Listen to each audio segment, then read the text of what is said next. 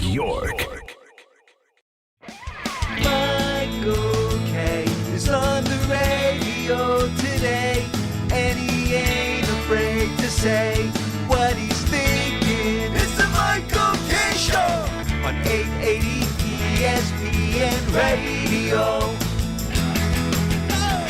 And a good afternoon, everybody. This is indeed the Michael K. Show. We thank you for joining us on this Thursday, November 13th. It's 2025, me and you for two. Those are the rules of engagement. It's the fastest 2 hours in sports talk radio, and I'm glad that you're spending it with me. You know the number to be the co-host, 1-800-919-3776. Thursday is always a big football day on the show as we get to talk with Dan Orlovsky and Chris Sims. Dan Orlovsky in the 1 o'clock hour, Chris Sims in the 2 o'clock hour. We do have an NFL game tonight, and it's the Jets against the Patriots in Foxborough. The Patriots have won 7 in a row.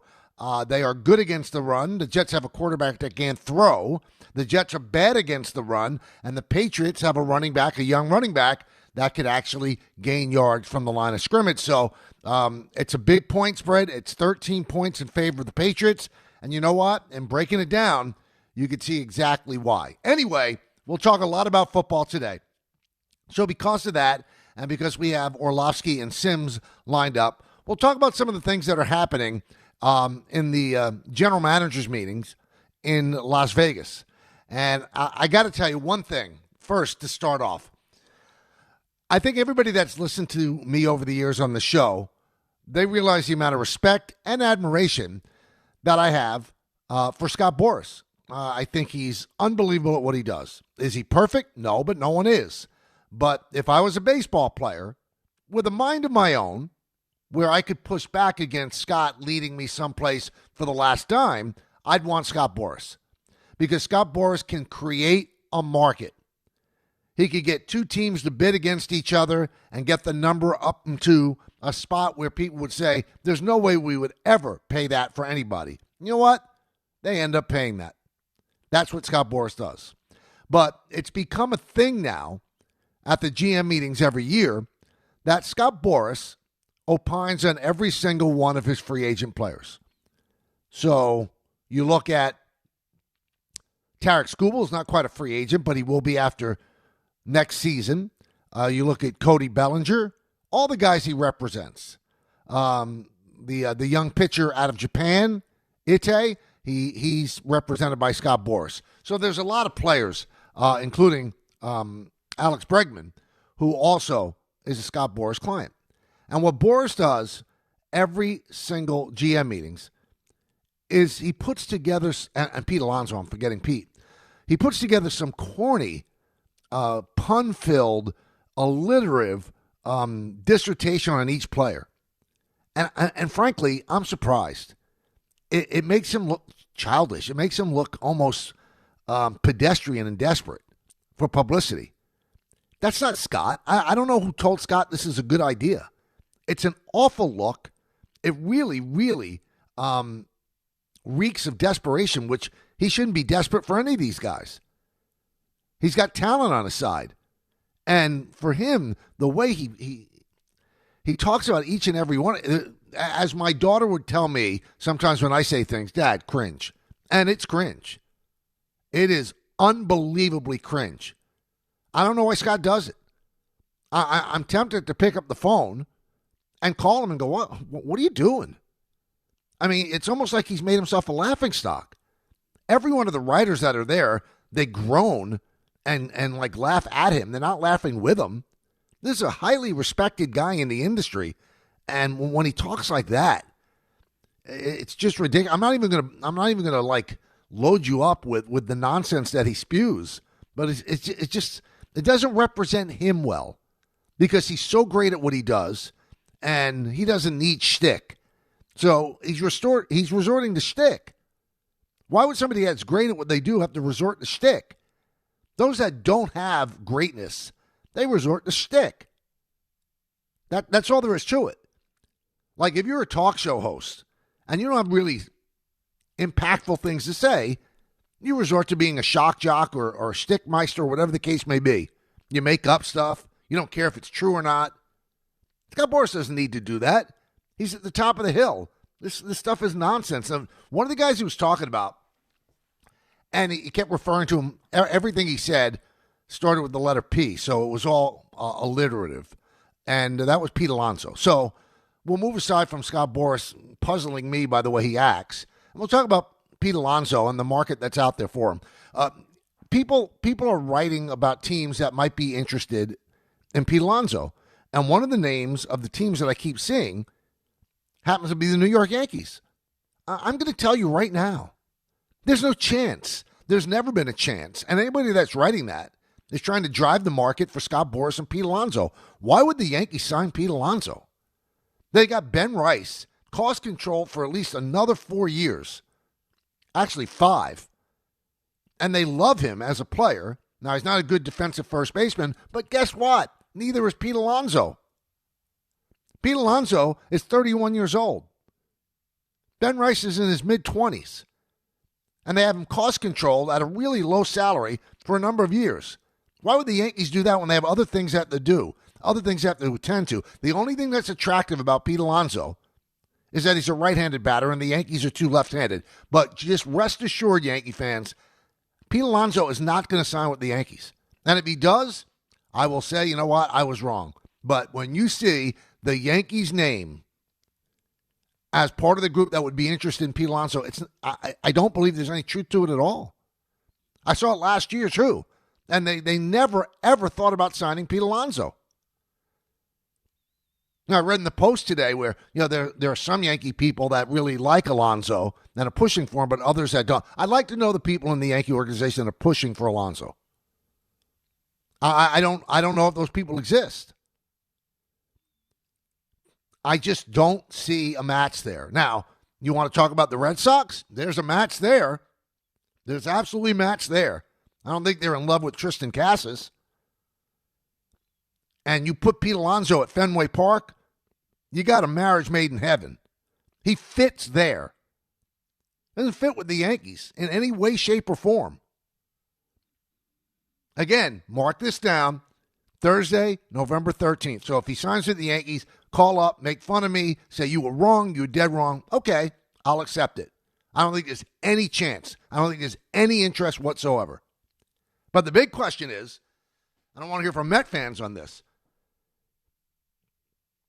do you really want to sign Pete Alonso to a 7-year deal?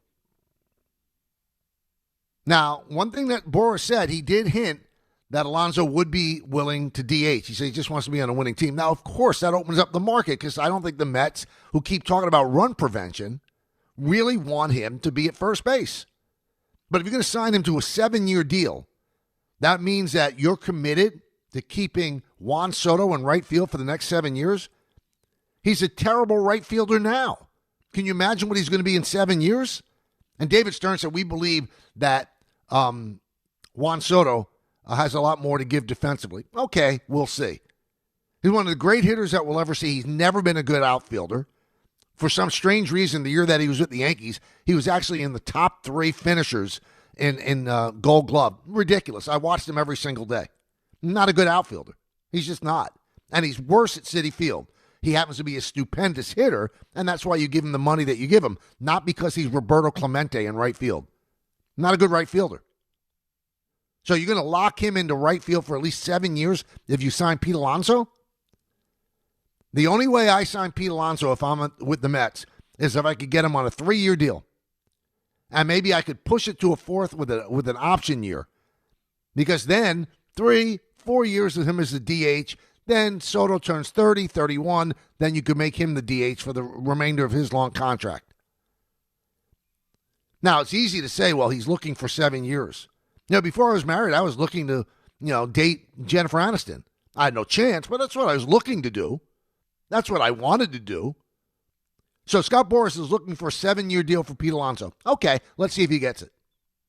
Let's see if he gets it. Remember, he was looking last year for a long-term deal, and he ended up signing essentially a 1-year deal with the Mets. So don't quite understand putting that out there that he's looking for a 7-year deal. Anybody who would give him a 7-year deal, well, you deserve what you get. Now, he's a very, very durable player. I get it. Plays every day. He's a great home run hitter, good run producer, a bad infielder. He's good at scoops, bad at throws, bad with ground balls. He's just not a good first baseman. That doesn't make him a bad guy, and Met fans love him. So I wonder, Met fans, I give Met fans credit because when they had that winter caravan or whatever at Citi Field and they were, hitting Steve Cohen with catcalls about signing Alonso, I think they moved the needle. And you all really like Pete Alonso, but do you want Pete Alonso back on a team that with Pete Alonso couldn't make the playoffs with a $340 million payroll? And they got so many other things that they have to do. They've got to improve their defense. They've got to get starting pitching. They've got to bring back Edwin Diaz. They've got to acquire a center fielder. All of those things. Right now, Tyrone Taylor is the center fielder.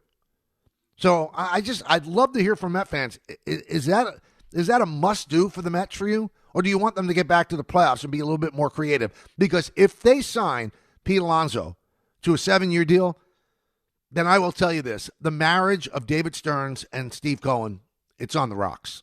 There's no way David Stearns, the way he wants to put together a team, would ever sign Pete Alonso to a long-term deal. Because consider this. The Mets already have on their roster guys that are on long-term deals that they can't really move. Brandon Nimmo has a no-trade clause. He has 5 years left on his deal at $100 million. How are they going to move him? First of all, they got to get him to agree. And, he had a pretty good year last year, and he never gives a bad year. But he's a bad outfielder. He's become a bad outfielder. You got so many more years left on the contract of Francisco Lindor, and so many more years, obviously 14 more years left on the contract of Juan Soto. You think that David Stearns, the way he built the Milwaukee Brewers, wants to be saddled with those long-term deals that are unmovable? And the player, he keeps, again, run prevention. You think Francisco Lindor is going to be the shortstop he is defensively now in 5 years?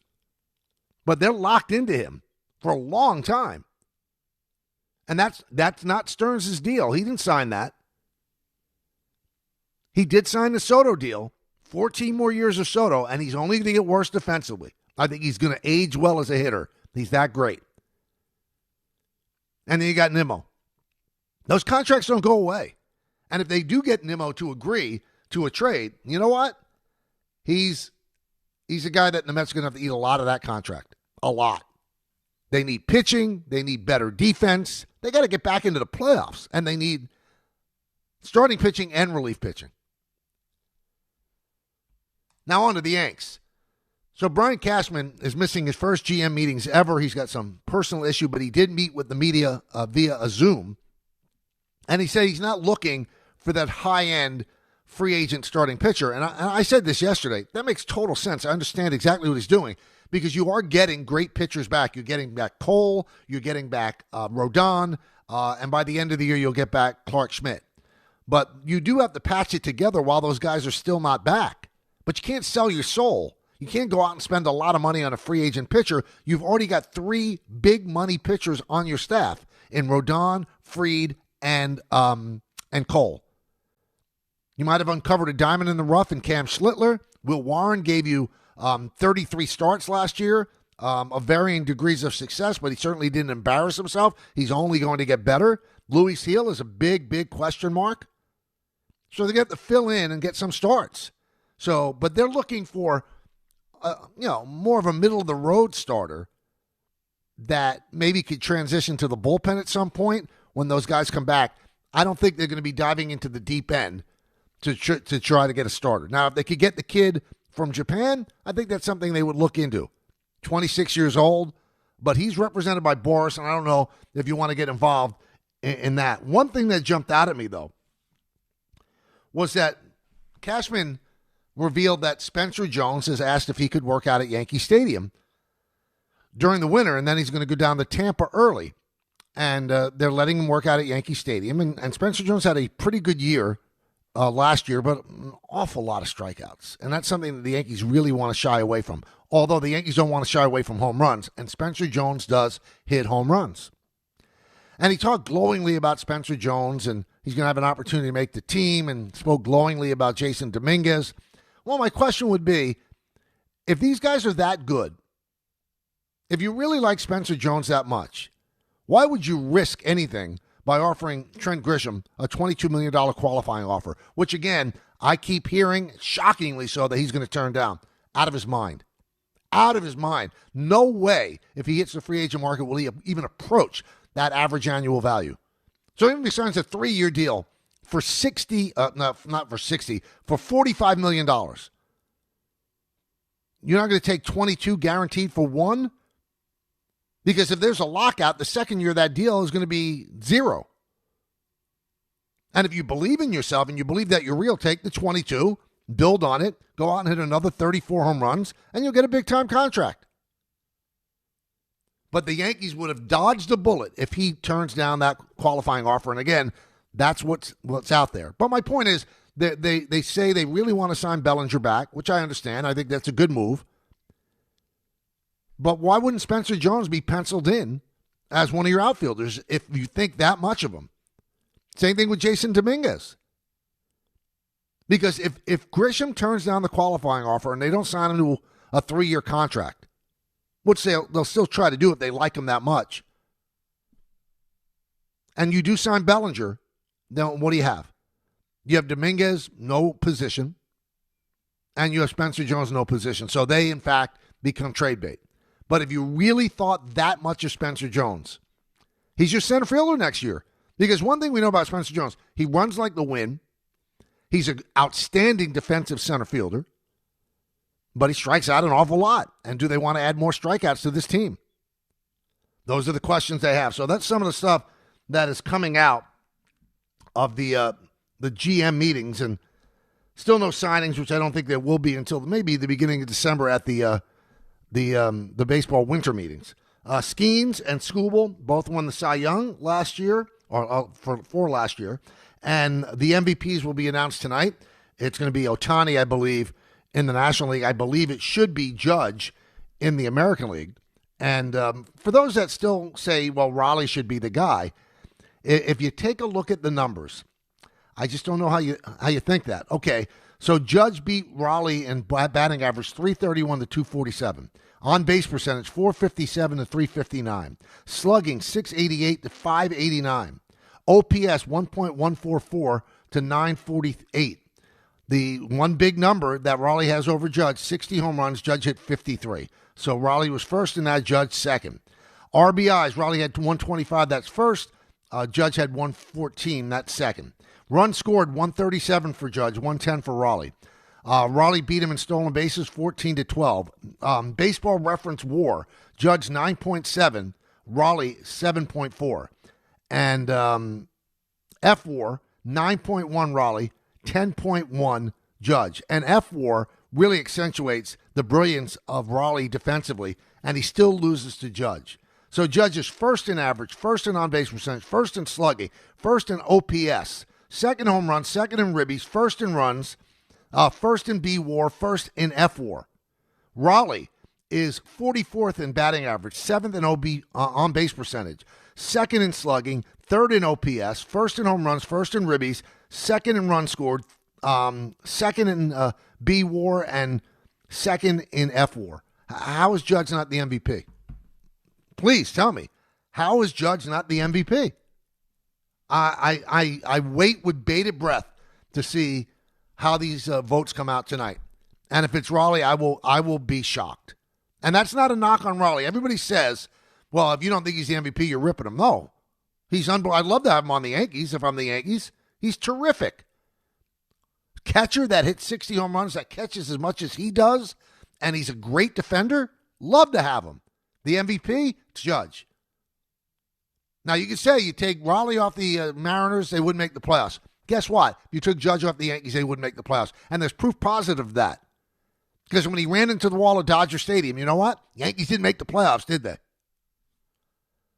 Let's talk to you. 1-800-919-3776. Corrine in Manasquan. Start it off. Hi, Michael. How are you today? I'm good. How are you doing? Awesome. I'm doing well also. So I basically just wanted to talk about this Pete Alonso thing. Now, I might have a little bias being that he's my favorite Mets player, but I'm still going to try and look at it from, an unbiased view. I feel like it wouldn't be good if they were to let him go. I feel like he means a lot to the franchise. I mean, he has the potential to be a forever Met, puts up great offensive numbers, though they weren't as good in 2024 as they were this year. But I think that there's opportunity for him to be a DH in the future, and I just think that letting him go might do a little more harm to the team and the fan base. Though the fan base shouldn't matter, it would do some harm to the fan base, and I just don't know if it's worth it. Now, 7-year deal is a lot that he's seeking, and I don't think he would end up signing a 3-year deal, but I think that David Stearns and Steve Cohen, they have to just open their pockets, open their wallets a little more, and just maybe give him a little more. Yeah, but okay, I hear every one of your points. I really do. Do you think it hurts the team, like the inside the clubhouse, if Pete Alonso leaves? Again, if you're running a team, you really can't be overly concerned with the fans' love of a player. You can't. No, you definitely can't. I mean, I feel like from what I've seen and, just from on the outside perspective, it seems like he has good chemistry with all the guys in the clubhouse, and he is one of, he's kind of become one of the leaders there. So, it's difficult to say because we're not actually in the clubhouse with them, No, I understand. I don't think, first of all, everything I've heard, and I don't cover the Mets, but I know people I do, he's a terrific guy. Everybody likes him a lot, but he's limited. He's limited as a fielder. He doesn't run the bases. He's very slow, so he clogs up the bases. What he does, he's a great home run hitter. And he's also very reliable. Very reliable. He plays every day, wants to play every day. But 7 years, I mean, if that's Scott Boras' opening salvo to the Mets, they'd have to say, thank you so much for your service. Do I want him back on a 3-year deal? I sure would. But I don't blame him. He's looking for the home run. I just don't think the home run is worth it for the Mets to do. It just doesn't make sense. Doesn't make sense. Let's go to Phil in Brooklyn. Phil. Hey, Mike. 2 quick points. Number one, I definitely think the Tigers are going to trade Skubal. I don't think the Mets are going to be in on that because he's going to want like $300 million.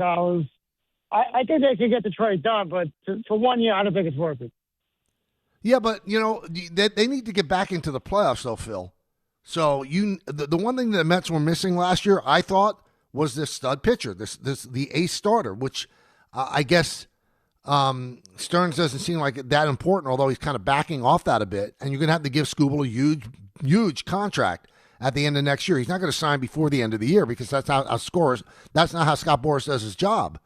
But I think the Mets should empty out their farm system, get a Skubal, and they've got the money of of Cohen, to sign him to whatever contract he wants. I mean, they offered Yamamoto $325 million. Why wouldn't they offer a guy who's won 2 straight Cy Youngs that kind of money? He deserves it if he's healthy. Let's go to Johnny in Orlando. Johnny. Oh. Hey, John. How are you, sir? Good. How you doing? Good afternoon. I'm still alive. Thank you for asking. There's a question for you about Grisham. A different perspective, and I like to mention. I like to make a second point about the Yankees and the Dodgers comparison lately. But with Grisham, I think the last 2 years, the Yankees have paid him $5 million each year, right? And if he accepts the qualifying offer, it'll be 3 years at 32, which I think is about market value if he signs today. If he refuses the QO and does that, I think so. I think that's fair. I mean, if you get Grisham for 3 years for $32 million. But Johnny, you can't run a business that way. You can't pay for what you've already paid. First of all, the first year with the Yankees, he didn't do well. He didn't get an at-bat in the postseason when they went to the World Series.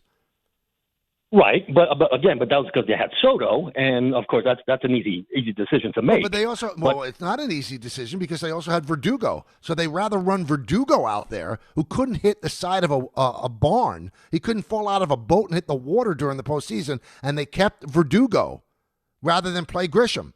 So he gave them nothing the first year, but to say it's worth it, why don't they give him $40 million this year? Just to average it out. It doesn't make sense. You don't pay for past performance. You got to pay for what the guy's going to do for you this year. Do you believe he's a $22 million player? And frankly, I don't believe he's a $22 million player. Maybe the Yankees do. But again, everything that we're hearing is that it looks like he's going to turn it down, which befuddles me. Befuddles me. I hope he's getting good advice. I really do. He's a good guy. A good guy, had a great year, 34 home runs. He's slowing down a little bit in the outfield. Maybe that was because he played with a bad hamstring for most of the year. But that is so fraught with peril, offering him a $22 million qualifying offer. Because if he takes it, that's $22 million on the payroll that you're not going to be able to spend somewhere else. That's exactly what it is. That's what it comes down to. I mean, they must really value that 4th-round pick to take this chance. Or maybe they know that he's going to turn it down. And if he turns it down, it's foolish on his part because now he's saddled with the fact that the team that signs him has to give up a draft pick. And I think that hurt Pete Alonso last year. And Pete Alonso is a much better player than Trent Grisham. And it hurt him and really narrowed his options. It did. And I think it's going to narrow the options of anybody that has that qualifying offer. That's why a team puts it on you. But for the Yankees, because they've been over the cap as much, or the tax as much as they have been, one of the penalties is that when you get a draft pick back, when somebody signs one of your free agents, it's not as good. It's not at the end of the 1st round. It's at the end of the 4th round. I just don't think it's worth a $22 million gamble. But the Yankees are smarter than me, and we'll see how it plays out. Dan Orlovsky is going to join us in just a moment. We have the Jets and the Patriots tonight, so we'll break down that. I know that Dan is really high on Drake May, and obviously we have to ask him about the Giants coaching change as well. It's the K Show. We're rolling until 3 today on a Thursday, right here on ESPN New York. At PC Richard & Son, we don't just sell you appliances. We show you what they can do and how the features work. Because service isn't just selling appliances, it's making sure they work for you.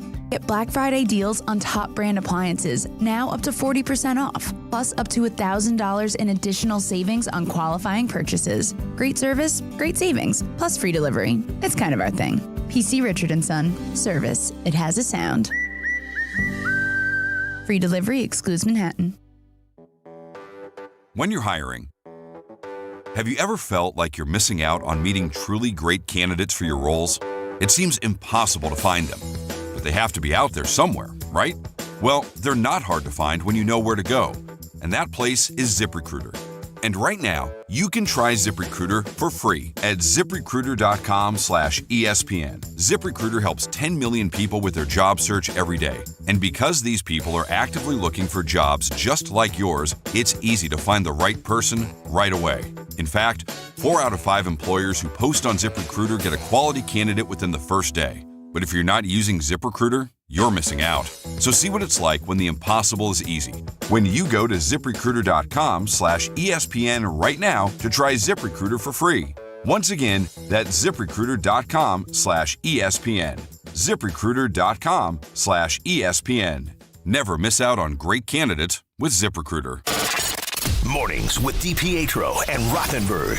Jordan, Renan, names. Kafka, is this real? Like, if he does well, he could keep the job? Definitely think that's real. I mean, Kafka has an opportunity here to show that he's a head coach. Jesse Minter, defensive coordinator for the Chargers, is someone that I would watch really closely. Antonio Pierce is someone I would expect to be involved in this mix here. To me, it's not about offensive mind, defensive mind. It should be about, we need to find the best leader for the team. DiPietro and Rothenberg, morning 6 to 10 on ESPN New York and streaming live on YouTube. New York Lottery's holiday scratch-off games are the perfect gift for everyone on your list. Like me, your Aunt Jules. I told you I didn't need a gift this year, but I secretly really want one. Or me, your neighbor Frank. I hope you didn't forget I'm coming to your holiday party tonight. Or me. Why does no one ever think of the voiceover guy? Anyway, New York Lottery's holiday scratch-off games have more winners and top prizes up to $5,000. Please play responsibly. Must be 18 plus. Gambling problem? Call 1-877-HOPE-NY or text HOPE-NY. Empower.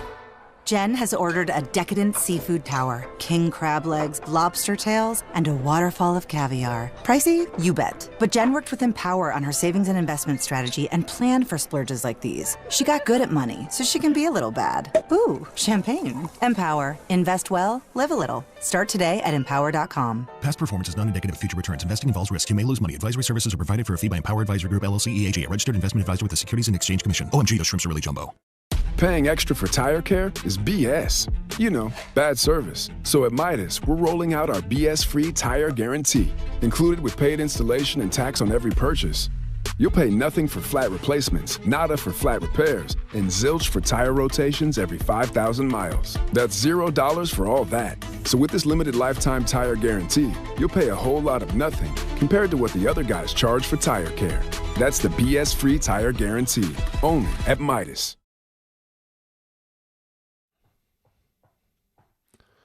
Welcome back to the show, everybody. We're on until 3 o'clock. At that time, Don Hahn and Rosenberg on this Thursday in New York City.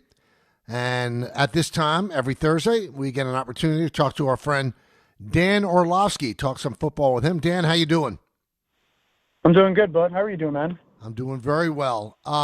We have not spoken to you since the Giants fired Daboll. Do you think that was the move that had to be made? No, I don't. I think that's a mistake. Now, it doesn't mean that the next person they hire won't be a good coach, but I just think that, one, Brian Daboll's proven to be a good coach, and a lot of people are going to go look at his record, Dan, in the fourth quarter losses and whatnot. It's hard to win games without good players, and the Giants just haven't had a lot of good players. And then people are going to say, well, look at Daniel Jones in Indy and what he's done in comparison to New York. Well, one, up until this year, Brian Daboll had coached Daniel Jones to be the best he's ever been. And then two, Indy has a very different offense and very different personnel grouping and support group around the quarterback than New York has.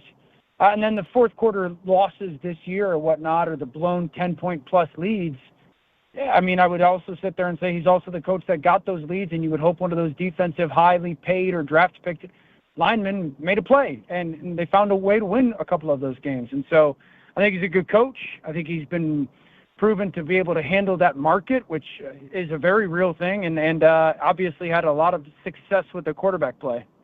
You know, you mentioned one thing in the answer that I want to piggyback on, and I agree with you. You know, he doesn't have that much talent, and that's what befuddles me. Okay, you got rid of the coach, but it looks like you're signing up for more of Joe Shane. And I mean, if you look at the 4 drafts that Joe's had, I don't think, you know, Malik Neighbors, I could have made that pick, Dan. So I'm wondering, you know, once the injury started to happen with the Giants, they had nothing on the second level. They had no talent on the second level. I don't think this team is ultra talented. Oh, I totally agree. Yeah, I mean, I totally agree. And I think, you know, going back to the start of the season, that was always the rub or the concern in specific to getting Jackson on the field. It was, I understand it's not a great situation from the Daboll perspective.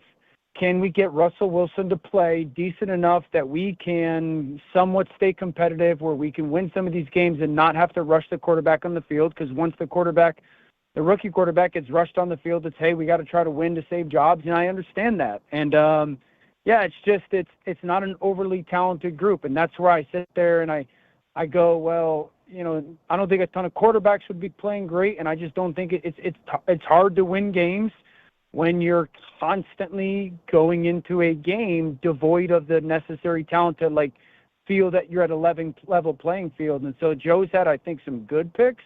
But I don't know if there's been this blown away retooling of the roster. So the big question that most fans have, and I have as well, I want to throw it toward you, getting rid of Daboll, who seemed like he had a great relationship with Dart, does that slow down Dart's progression? It doesn't have to. That answer doesn't have to be yes. That gives me reservation and hesitation, absolutely. But that's a challenging question to answer when we don't know who the next person is. You know, the next person could be this really good, bright offensive mind that is great with quarterback development. This next person could be a really good head coach that brings a fantastic offensive coordinator and coach and quarterback coach with them. So, but it gives me, you know, concern and reservation, because the reality is we'll be going into year 2 with Jackson Dart, and it's going to be that, you know, same old NFL story of it's really year 1 and it's really the rookie year. And so, you know, it's a little bit of unknown, but it doesn't mean, I mean, look at what's happening in Chicago with Caleb right now. Caleb has taken progressive steps. It's year 2. It's the second system he's in his NFL career, but it's definitely promising. Do you believe that Daboll and, in turn, Kafka unnecessarily put Dart in harm's way by having him design runs as much as they did? And he obviously has no fear and doesn't really protect himself that well, so he's out with a concussion this week. Did they do the wrong thing with him that way? Yeah, of course they did, but I also understand it. You know, I mean, you're trying to win, and when you get this quarterback that's ultra talented and competitive, and there's not a lot going around him that you can trust to be a impactful play and or player, I understand that you're going to lean on that at times. I also would tell you that some of that was on Jackson with some of the style that he played, some of the playmaking that he thrives to go make. And so, yes, I don't think it's a malicious intent. I think it's a competitive intent, and I don't fault those guys for it. He's not my kid. It's not my career. So the answer is yes, but I understand the reasoning why. Did they make the right decision going with Winston for this Sunday? Yes. Oh, yeah. No questions asked. Yeah, it's the Russell is, had a Hall of Fame-like career and tremendous player and person in the community. That ship has sailed, and Jameis is younger, and I think there's no debate gives you a better chance. Is this a coveted job, you think? It's still New York. It's one of 32, and it looks like you have a quarterback that could be the future for your team. Will people want this job, Dan? If you look at the quarterback, you say yes. If you look at the receiver, you say yes. If you look at some of the young defensive talent, specifically on the defensive line, you say yes. If you look at the way they've handled their coaches in the last decade, the answer is no. If you look at some of the uncertainty at the general manager position, you say no, because you don't know what the future is going to be with Joe Schoen. And so, I think, there's going to be people that are interested in it from the, finding the positives perspective, but I do believe even those people are going to want some answers of, okay, what is my actual security here? Where is the patience level and security here? And then what's the plan at general manager? Are we long for Joe Schoen? Is he here kind of no matter what? Are we moving on from Joe Schoen? Do we want to move on from Joe? Is there a plan to, maybe have a different person in that role? I've seen that floated out as a rumor. And so that he's not necessarily a lock to remain into that role in the future. So I think those are questions that are going to give people trepidation. Is there a world where it makes sense to place a call on North Carolina about Bill Belichick for the Giant job? Yeah, Michael, I say no. I say no, and that's with the utmost admiration and respect for Coach Belichick. Coach Belichick, these aren't opinions, these are facts, hasn't won in 5 years. Mm-hmm. And, if you're the people that want to sit here and say to me, well, look at how Daniel Jones is playing without Brian Daboll, I'm going to be that person who goes, well, look at what Mike Vrabel's doing in New England immediately. So the reality is a lot of those players that Coach Belichick had brought onto that team, by the time of 2021, a lot of those guys are gone from New England, and all of a sudden New England's winning at a high clip right now. And so that would, again, I'm not trying to be a disrespectful a-hole here. With all due respect to Coach Belichick, if I were the Giants, there would just be other people that I would have higher on my list. Is there somebody on the Dan Orlovsky list, if you were the GM hiring this coach, that you would say, this is a guy that's good for this job? Yeah, I think there's 3 names that immediately have popped to my mind. Obviously, I was outspoken. I think Kevin Stefanski, and paying attention to what happens in Cleveland. I think he's a very good coach. I think he's proven when he has competent quarterback play, he's winning 10-plus games. He's been through it. He's hardened to failure because of the way that the roster is shaken out there. I think the second name, and I'm not trying to be hyperbolic here, but I would entertain Ryan Day. Ryan Day's had tremendous success at Ohio State. He's got NFL pedigree. I think he's a fantastic leader of men, obviously a very good coach. And then Jesse Minter, who was the defensive coordinator for the Chargers, who's been around football for a very long time and very impressive when you talk to him. Would it be a mistake, though, Dan, to bring in a defensive guy? Does the defensive guy hurt the progress? Did Robert Saleh hurt the progress of their quarterbacks when he was with the Jets? Does a defensive guy hurt the offense? It's always dependent upon who the offensive coordinator is. It's who does he bring on the offensive coordinator and staff. If it's a defensive guy and they're bringing a first-time offensive coordinator or an offensive coordinator that maybe has a past that doesn't have a ton of success, or a younger guy that isn't necessarily proven, I get very cautious of that. But if it's a defensive guy that's bringing a really, really successful offensive coordinator that's been around, he's had success, he's bringing the right people, staff-wise development, then I don't think that's an issue. All right, so we have the Jets and the Patriots tonight. Can you, and you're always compelling when you speak, that's why I love having you on, can you make a compelling case that the Jets could win this game? Yeah, no question. I think, one, the Patriots haven't blown people out this year. They've been in situational football very good. Kayshon Boutte, the big play receiver for them, isn't playing. So, you can try to have some success from the defensive perspective of, not giving up big plays, which is, again, Boutte's been the specialty of that. And then, Drake May has been, sensational, but last week he had a bad decision and threw a pick. The week before he had a bad decision and threw a pick. So that could be a thing. And then defensively, here's the challenge. This is a defense in New England that is outstanding setting the edge and against the run. So I think trying to run against this defense is good luck. You have to throw the ball against this defense, and you have to throw the ball horizontally against this defense. Both corners are playing at a high level. You got to get guys running away from them rather than running vertically down the field against them. They're just too good. Low scoring is the way for the Jets. You got to find a way to take a turnover and turn it into points, get a fourth down conversion. I don't think it's likely, but there's a way, yes. If you were the coach, if you were Aaron Glenn, first of all, you'd be rude to me. Second of all, would you start Taylor?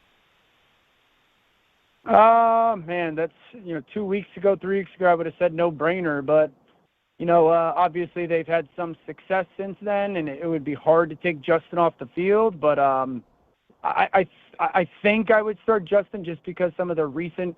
Listen, they weren't great last week either, but they found ways with special teams to win the game. But it wouldn't be a long leash. I would probably start Justin, but it would be a short leash. Well, enjoy the game tonight. Have a great weekend, and I thank you as always to come on. Thanks, buddy.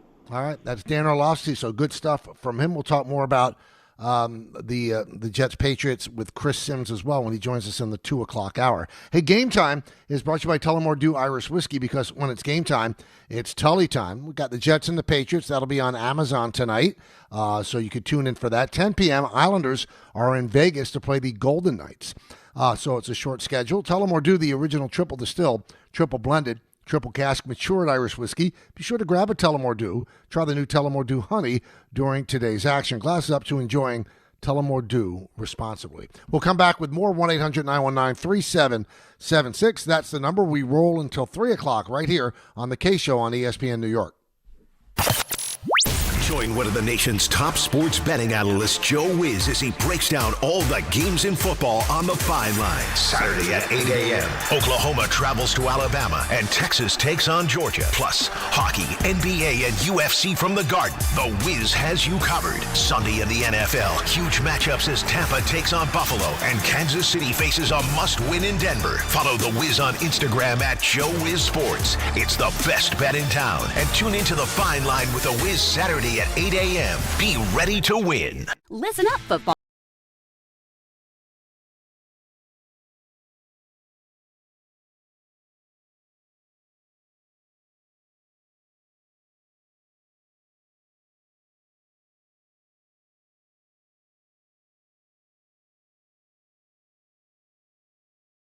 Never ordinary at Bet365.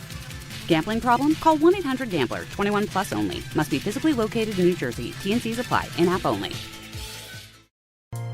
D'Agostino & Associates is a legacy firm, and I'm proud to be a part of that legacy. I'm Jenna D'Agostino, and like my father, I fight to get justice for the injured. The hustle and grit of these streets shaped me. I'm John D'Agostino, and from the concrete to the courtroom, I built this injury firm 35 years ago to get accident victims justice. So call my team first, 1-800-BITE-BACK. That's 1-800-248-3222. You want justice? Think Jenna D'Agostino. Think D'Agostino & Associates. Justice isn't just a word. For us, it's a way of life. It's having compassion for your struggle and getting you paid for your pain. Now that's justice. D'Agostino & Associates means being there for the injured. Seriously injured? Call my team first at 1-800-BITE-BACK. That's 1-800-248-3222. D'Agostino & Associates has offices throughout New York and New Jersey and will come to you. I've been there, and I'll be there for you. D'Agostino, Law, Bite Back.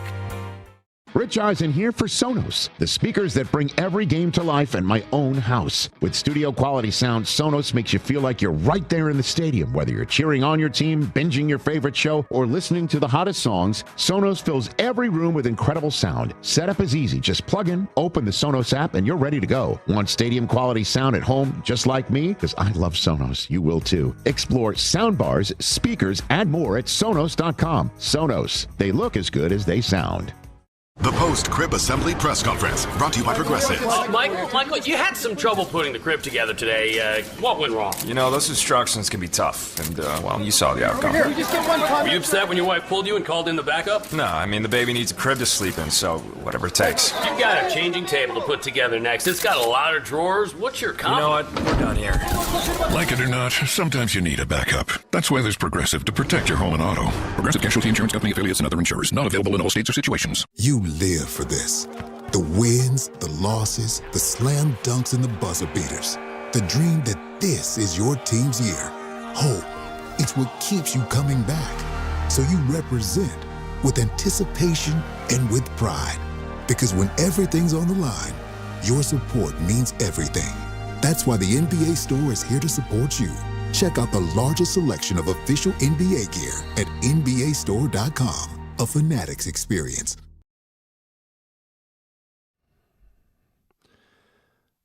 Welcome back to the show. I'd like to take a moment to note the passing of a lion of the newspaper industry, and that's Larry Brooks. Larry Brooks was a Hockey Hall of Famer. He had such a distinguished career covering the sport that he loved, and he did it with ethics and grace and outstanding writing, and really was the go-to guy for all things hockey. I mean, there are many tributes that have been penned by people.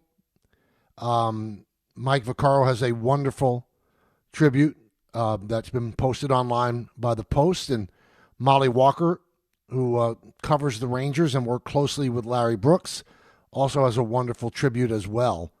I think people that listen to this show know that I'm not a hockey aficionado. I have never loved the sport like my friend Don LaGreca did. But obviously I keep track of it because of the job that I have. But before I became a talk show host, there wasn't that much attention paid to hockey by me because I didn't have to talk about it at a level that seemed somewhat informed. But I will tell you this, Larry Brooks was so good at what he did that anytime I saw his byline, I read that story. I read that column. You know, his Sunday Notes column, to me, was a must-read. And that, to me, is a testament to what he was as a journalist and a writer. Because if you write well and you know the subject well, then you can make something interesting to someone who doesn't find that topic interesting. And that's what Larry Brooks did. He was that good. And the thing that jumps out at you when you read all the tributes on social media is that people that played the game had the utmost respect for Larry Brooks. And I think it came out in his writings that the people he wrote about didn't look down upon him as most athletes do toward the people that cover the sport. You know, the old canard, well, you never played the game. But Larry Brooks had that respect. People as varied as Sean Avery singing the praises of Larry Brooks all the way to Wayne Gretzky, who said people in the league read what he wrote because they knew it wasn't BS, that it was real. And really, he was an amazing reporter who had unbelievable sources and actually took a 10-year detour from his writing career at the Post and became the vice president of communications of the Devils, and then came back to the Post. And in 2018, he was put into the Hockey Hall of Fame, and he deserved it, richly deserved it. And he's taken far too soon. I got a little nervous a while ago when they said, well, he stepped away to deal with health issues. That's never a good sign. And he certainly battled. He was in contact with Don and, people around the league checking in with him all the time. And a testament to what he's about. He had kind of a frosty, contentious relationship with John Tortorella. Didn't seem like he was that much in tune with the way Tortorella did his job. But you read stories today that, in the last couple of weeks, Tortorella reached out and they spoke. And that they had developed a pretty good relationship. And to show you what type of a journalist he was, he, when it wasn't hockey season, the Post would actually assign him to baseball games. So I'd see him around Yankee Stadium. And, he worked the room. He was the consummate reporter. The small reporter's notebook in his back pocket, looking for the story. And, I'd pick up the paper the next day, and he'd have a column or a story about that night's game that was as good as anybody that covers the team on a daily basis. That's the mark of greatness in our business. He could cover anything because the great reporters, let's say one of the great reporters to me is Joel Sherman, who covers baseball for the Post. If you put Joel Sherman on the White House beat, I'd make sure to read that story every single day because he's relentless. He's always in search of the truth. The great ones can do that. You could put them on a sport they don't know anything about, but Larry did know about baseball a lot. He loved baseball. You could put them in any sport, and their greatness will shine through. Because the basic premise of being a great writer and a great journalist is that it doesn't matter the topic, you're going to dig down and find the truth. You try to find the truth, and you'll talk to the people that will tell you the truth. So rest in peace to Larry Brooks, one of the lions of our industry. I don't know if that's a void that will ever be filled. I don't know if there's anybody out there that will write with such authority on the sport of hockey. There are many really good ones out there. And, someone that mentored, that was a mentee for Larry was Molly Walker, and she does a great job covering the Rangers. And she learned from Larry Brooks.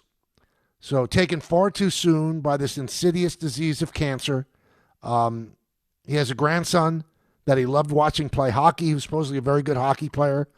So maybe one day Larry Brooks' grandson will end up being a star in the sport that Larry Brooks did such honor to. So rest in peace to Larry Brooks. He will be missed. It's just an awful loss for the newspaper industry, who can ill afford to lose people of that talent and integrity. But today we absorb that loss, and we send out our condolences to those that loved him and his family and his friends. 1-800-919-3776.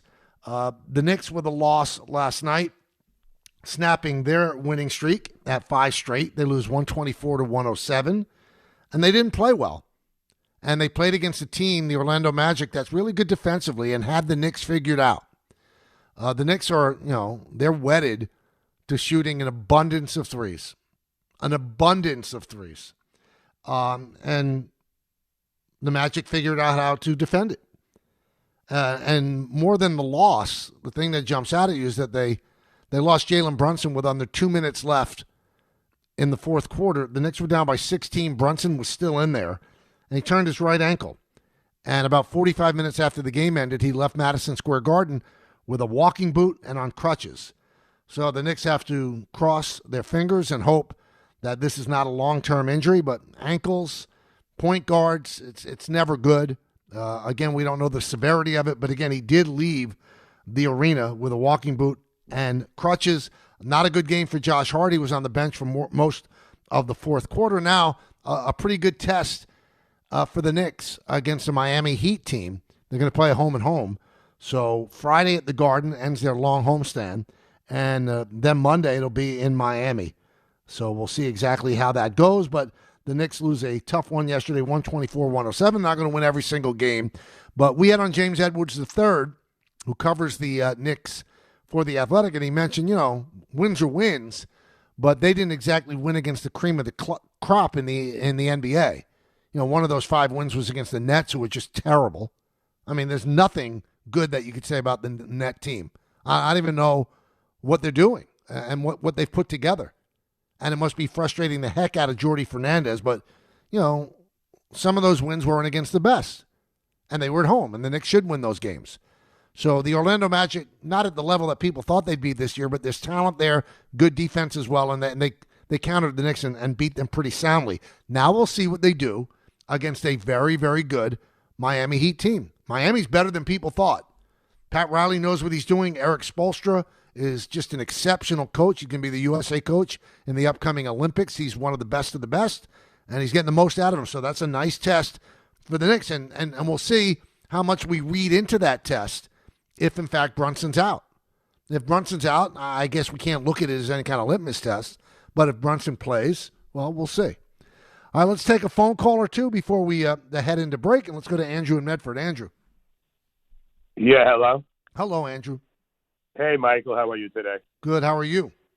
I'm good, thank you. I was listening to you talking to Dan before, too, on here, and as far as qualified candidates for, a coach for the Giants, I think they don't want to go the Belichick route because he's old and he brings a lot of stuff with him with that 24-year-old girl he's seeing and stuff. Not good business, but the head coach Freeman from the Notre Dame, his name's been coming up, I notice, a lot lately, and he has like a lifetime job with Notre Dame. That's how good he's been doing there. Yep. And Tim McDonald, the personnel player for the Giants, has tie-ins with Notre Dame. He worked there for 8 years. And, of course, McDonald is the nephew of John Mara. So I know they're looking for sometimes some families connected, but this one's family-oriented as well. And you want to pass on the defensive coordinators, like I understand what you were saying before, because you want an offensive guy to work with Dart and everything. So Clint Kubiak, the offensive coordinator for the Seahawks, he has tie-ins, obviously, with the Shanahan family. And, of course, his father coach, Gary Kubiak. And then he worked with Kyle Shanahan as the passing game coordinator also. He's 38, and he could be the next star, I think, out of that family. Well, if I was looking, Andrew, for an offensive mind, what I would do is I would look for a mind that comes out of the system of Shanahan, McVay, Reed. Because those guys are the top of the top when it comes to offense. That's the kind of young guy. I'm not sure if this is the job right now for a neophyte, and that's why I'm a little bit wary about Freeman, who's done a great job at Notre Dame, but do we know what kind of head coach he would be at this level? Again, you'd be taking a chance. He could end up being great, right? Could end up being unbelievably great. But I don't think that you can hire this next coach with hopes and wishes. Gee, I think he's going to be. You better know that you're acing this. They... By virtue of the fact that guys haven't succeeded, they've whiffed on 4 straight coaches since letting go of Coughlin, forcing Coughlin out. They've whiffed on 4 straight. Shermer, who was just demoted as the offensive coordinator on a bad Colorado team by Deion Sanders, McAdoo, Judge, and Daboll. You can't go 0 for 5. At some point, you have to hit the right guy. And maybe what they're looking for is wrong. And it shows because those people haven't lasted. 1-800-919-3776. I'm going to come back with Chris Sims. Always love talking with him. Big 2 o'clock hour coming up. But first I want to tell you about every NFL Thursday. There's your chance to hit the jackpot on FanDuel. Because with FanDuel's Thursday touchdown jackpot, you can win a share of $2 million in bonus bets each week. To get in on tonight's action, all you have to do is place an anytime touchdown scorer bet before the game kicks off. And if your player scores the first or last TD of the game, you'll win your bet plus a share of bonus bets. Just visit FanDuel.com/K to take a shot at the jackpot. That's FanDuel.com/K for your chance to win a share of $2 million in bonus bets. Play your game with FanDuel, an official sports betting partner of the NFL. 21 plus and physically present in New York. Opt-in required. Must apply. Profit boost token on select market. Prize pool to be split equally among all eligible participants who made the correct first or last TD pick. Bonus issued as non-withdrawable bonus bets, which expire 21 days after receipt. Restrictions apply. See terms at sportsbook.fanduel.com. For help with the gambling problem, call 1-877-8-HOPE-NY or text HOPE-NY. That's 467-369. 880 ESPN, WHSQ, and WCBS-FM HD2, New York. A Good Karma Brands radio station. Thursday with Don Hahn and Rosenberg. How concerning is Jalen Brunson's injury? I think he turned his right ankle. Yeah, he turned his right ankle, but that's all I know. And the Knicks lost to the Magic last night. First of all, you got to give them credit. Jamal Mosley and the rest of the Orlando Magic, they kicked our ass. It's as simple as that. They came out with a physical presence that we didn't handle well. Don Hahn and Rosenberg today at 3 on ESPN New York and streaming live on YouTube. To help those who want to be helped, but may not be able to afford it. That's what PGA Tour winner Grayson Murray had envisioned for a foundation before he sadly took his own life at just 30 years old. His parents channeled their grief into creating the Grayson Murray Foundation, carrying out his vision to help those struggling with mental health and addiction. To donate and learn more, visit GraysonMurrayFoundation.com. The Hess truck's back and it's better than ever. Roaring engines this year. Hess race cars are here. The Hess stock car racers are loaded with lights, sounds, and a powerful racing motor. Only at HessToyTruck.com. Free shipping and batteries included. Finding great candidates to hire can be like, well, trying to find a needle in a haystack. Sure, you can post your job to some job board, but then all you can do is hope the right person comes along, which is why you should try ZipRecruiter for free at ZipRecruiter.com/ESPN. ZipRecruiter doesn't depend on candidates finding you. It finds them for you. Its powerful technology identifies people with the right experience and actively invites them to apply to your job. You get qualified candidates fast. So while other companies might deliver a lot of hay, ZipRecruiter finds you what you're looking for. The needle in the haystack. See why 4 out of 5 employers who post a job on ZipRecruiter get a quality candidate within the first day. ZipRecruiter, the smartest way to hire. And right now, you can try ZipRecruiter for free. That's right, free. At ZipRecruiter.com/ESPN. That's ZipRecruiter.com/ESPN. ZipRecruiter.com/ESPN. Harry Douglas here. Fellas, it's time to step up your grooming game. Manscaped just leveled up with the Lawnmower 5 and the Chairman Plus, 2 powerhouses built for unmatched precision, comfort, and control. Whether you're cleaning up before a night out, preparing for a big meeting, or getting ready for a game day, Manscaped has the tools to help you look and feel your absolute best. These aren't just old school clippers. They're engineered for modern men who take pride in their daily routine. So upgrade your grooming gear and experience the difference. And now you can find Manscaped products at your local Walmart. Are you ready to unleash the beast? Monster Energy is here to give you the edge this college tailgate season. Loaded with bold flavors, our powerful blend gives you the energy you need to push you beyond your limits. Tune in all season long with Monster, the energy drink of ESPN Radio College Football Tour. Power your performance with a drink that's as hungry for victory as you are. Crack open an ice-cold Monster and dominate your competition. Monster Energy. Unleash the beast. Grab yours today. Welcome back to the show, everybody. 203 in New York City, the Michael K. Show from 1 to 3 every Monday through Friday. And every Thursday at this time, we get a chance to talk to NBC's Chris Sims. Love talking with him, and he joins us now. Hey, Chris, how you doing? I'm good, man. What's up, Michael? How are you? I'm doing well. I guess I'm doing better than Brian Daboll. What was your take on the Giants finally saying enough with Daboll? Well, I mean, I wasn't surprised. I wasn't sure if they were actually going to pull the trigger and go through with it, but, certainly thought that was, and I go on with, Mike Florio and Pro Football Talk Monday morning, and we were both during that show like, we're going to have our antennas up here for the Giants and Brian Daboll, because I think we know enough people in the NFL and the Giants, of course, that you felt that could be a possibility. Now, I like Daboll a lot. Of course, I feel like this was an inevitable.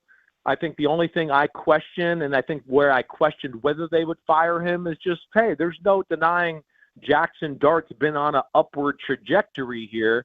I just thought maybe they'd let him finish the year with Daboll, who obviously picked him, and just let the growth continue. And then, okay, we make the change after the year. So, I was, I guess, a little surprised, Michael, but not shocked. All right, so you weren't surprised or shocked. You were surprised but not shocked, but do you think it was warranted? Do you think he did a bad job as the coach of the Giants? I know Bill Parcells said you are what your record says you are in the last 3 years, 11-33, but do you think he did a bad job as the coach?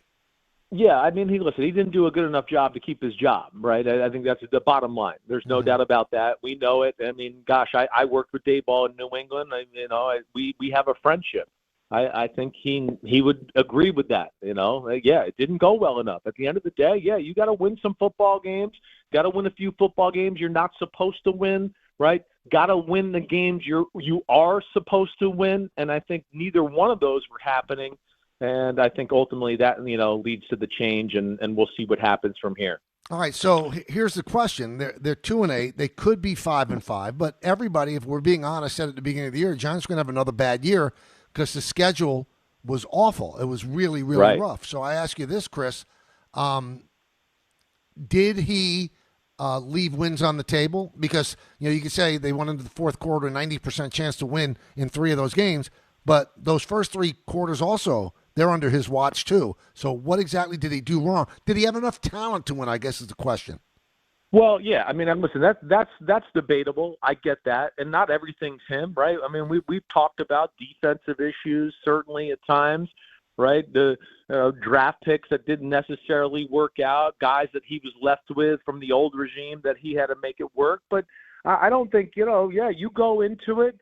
I think you could certainly blame him from some situational football, whether you want to get into the Cowboys game and that shootout and some of the things that went on there, right? The carelessness with the ball. You outplayed the New Orleans Saints, and, hey, we're just going to turn the ball over. Again, those are things that go back to the head coach. The Broncos game, yes, right? And then really not even showing up in a capacity where you felt like the game was ever really competitive against the Eagles or the 49ers. And then you go to Chicago, where, yes, they're 6-3, but Chicago's not really playing elite football on either side of the ball. Their offense is still a work in progress. They're still relying on Caleb to make plays. He's not totally comfortable in that offense. The defense stinks. You're on the precipice of going up 24-7. Then Jackson Dart fumbles, and we can't find a way to win the football game. Yes, all those things, again, culturally, as people might say, and all that go back to the head coach and his ability to manage the game and get the players to finish a full football game, and that just wasn't going on. Do we blame Daboll or do we blame Dart for, the running with impunity? Now, I blame Daboll because a lot of those were called runs, but I blame Dart for not protecting himself better. Who deserves the lion's share of the blame there? Yeah, I think you're right, though, in both a little bit.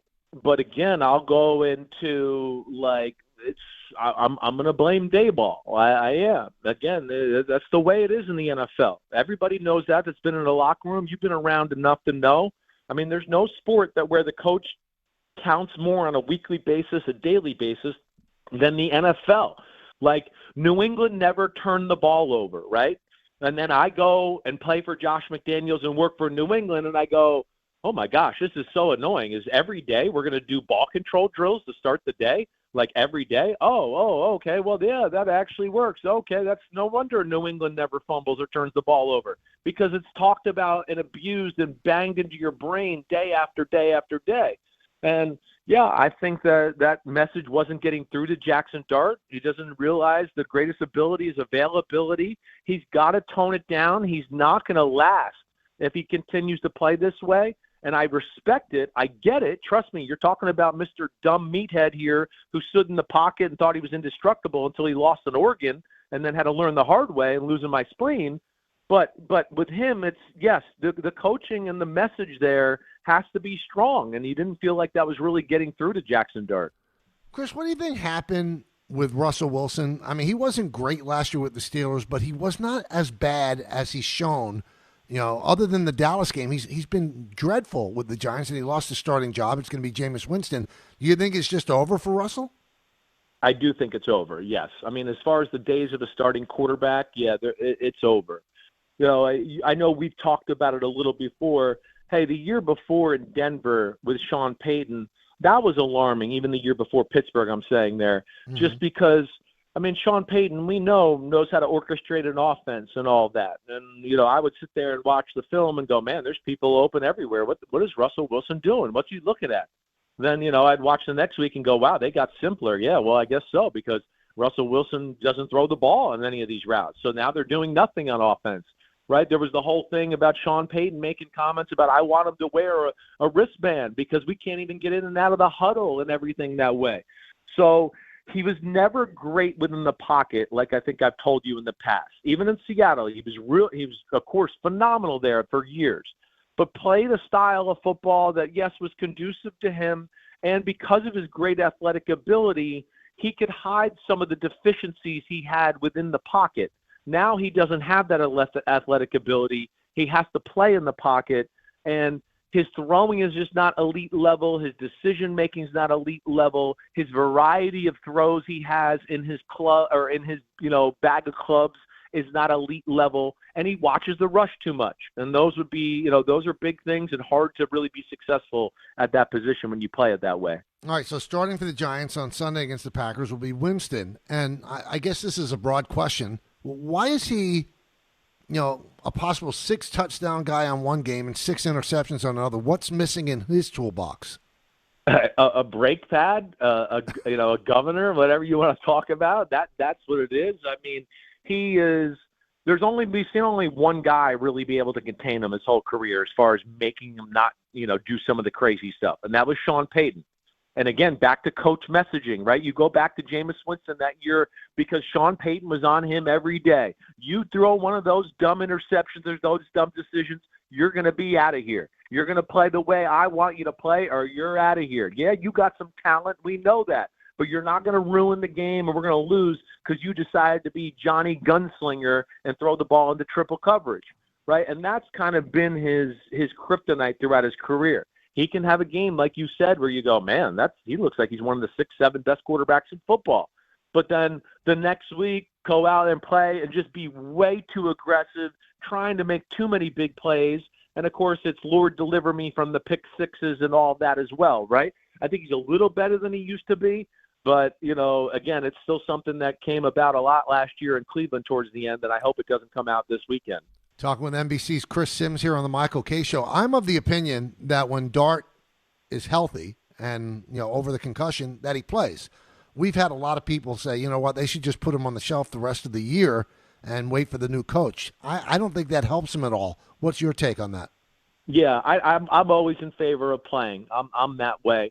Right, if the concussion's so severe and it takes a while here for him to get better, and by all due accounts, he's probably had a concussion already this year, right, somewhere down the line.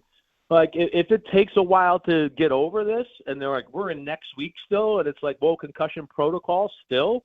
All right, then maybe I would think about it. But all in all, no. I mean, you know this, right? You've talked to enough quarterbacks, ex-quarterbacks, people in the NFL. Playing quarterback it's you can't just practice it. You're not going to get better by, I was great in OTAs and training camp. It's just not the same. The pressure, right, the intensity of the moment of being on the football field, and as I always say, when it becomes real and it's like, they could actually rip my head off now in the pocket, it changes your process of thinking and everything compared to practice. And, yes, I would like to see him play and continue to grow and just continue to stay on his butt about protecting his body more. Chris, you literally grew up around the New York Giants with your dad. Why do you think they've gotten it so wrong 4 times in a row when it came to a coach? Well, what's going on there? I wish I had answers for you. I think that they've taken the bait and cheese maybe a few times since Tom Coughlin's era was over, right, where – Ben McAdoo, let's get him in here. And you can go back to my Bleacher Report days on my podcast. I was going, what? Ben McAdoo? Why? Because Aaron Rodgers' numbers are good? Aaron Rodgers at that time was an unstoppable one-man show. I used to watch offense for the Packers and go, this offense stinks. If they didn't have Aaron Rodgers, oh my God! I mean, he's doing 7 cartwheels and 8 flips every play, and then throwing 9, then throwing a 90-yard bomb.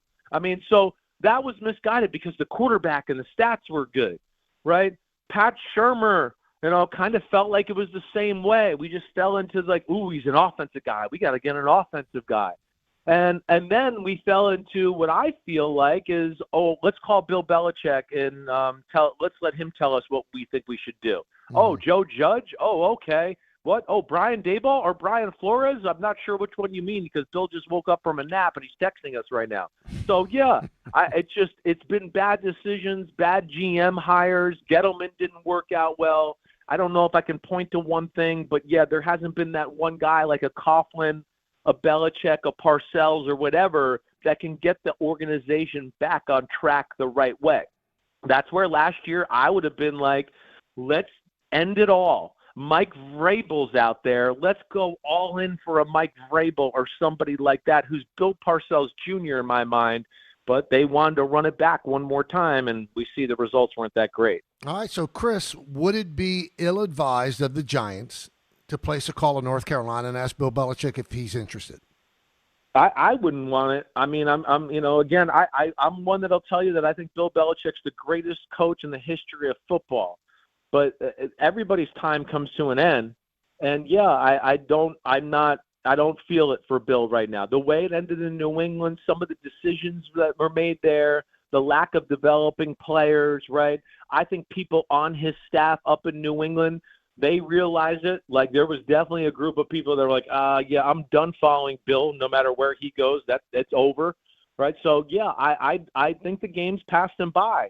He's at a point of his career here where I just don't feel like he's adjusted, and I would want no part of it. Now, where I would say to you, Michael, right, I do think there's a part of me that looks at the Giants and goes, yeah, do we need a coach that maybe's been there and done that? I think we've tried enough of the first time, we think this guy will be good because he was a good coordinator thing. There's no Ben Johnson out there this year.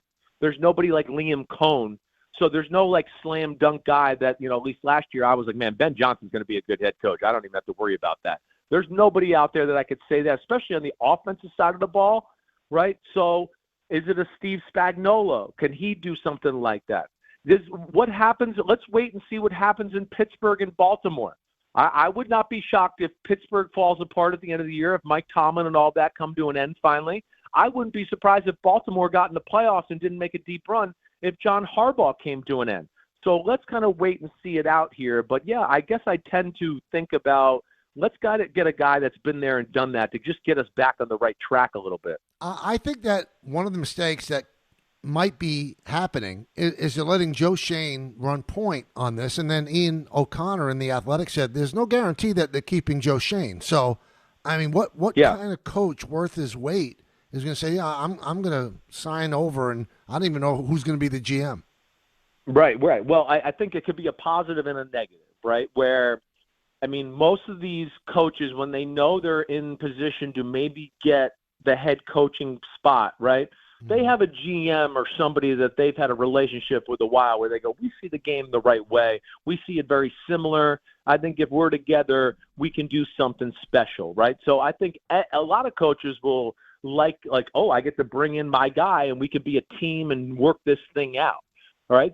But no GM at all, yeah, I mean, again, I think that a head coach would rather come in the door with somebody new along with them. I think what happens is if you get a coach who, let's say, is in high demand and he's got a few options, and one of his options is, wait, I can go somewhere and I have my GM, or I go somewhere else where, wait, it was somebody else's GM. He's got a little different vision of what he thinks the football team is. Oh, and he obviously has the owner's ear where, like, if I do bad, he's going to be in the owner's ear like, hey, look, I'm doing pretty good. It's the coach's problem. Right? Head coaches don't love that scenario, and that's where it's a little dicey for the Giants. And I think that's what happened, Chris, with the Giants. I mean, when you're the GM, you're at the elbow of the owner during games. The coach doesn't have that kind of audience with the owner, and I think that's what cost Brian Daboll his job and why Joe Shane's still standing. I don't disagree with you there, and again, Joe Shane's done some good things. There is a good little young nucleus of this football team. I mean, we got to make sure we know. Jackson Dart was Brian Daboll's pick, not Joe Shane. That's a fact, right, Jack? Now, there's been some good. There's no doubt. There's been some misses, too. But I do think the Giants with having a quarterback, right, with the Malik Neighbors healthy, the Theo Johnson kid at tight end, got a franchise left tackle, Abdul Carter, Brian Burns, maybe still Kayvon Thibodeau, Dexter Lawrence. I think a coach, that is available to be had out there, he'll look at the Giants and go, there's worse scenarios. That GM thing's a little shaky, but, man, the team itself is not that far off from being a team that can be a pain in the butt and be in the playoff conversation. Chris Sims, our guest here on the Michael K. Show. He joins us every week at this time. All right, so we have the Patriots and the Jets tonight. Do you love Drake May as much as everybody seems like they love Drake May? Yeah, I like Drake May a whole lot, right? I mean, yeah, he's in the MVP conversation. I mean, he's exceeded my expectations. I mean, if me and you went back and watched college film together, you'd go, damn, I didn't realize the ball was all over the place with Drake May.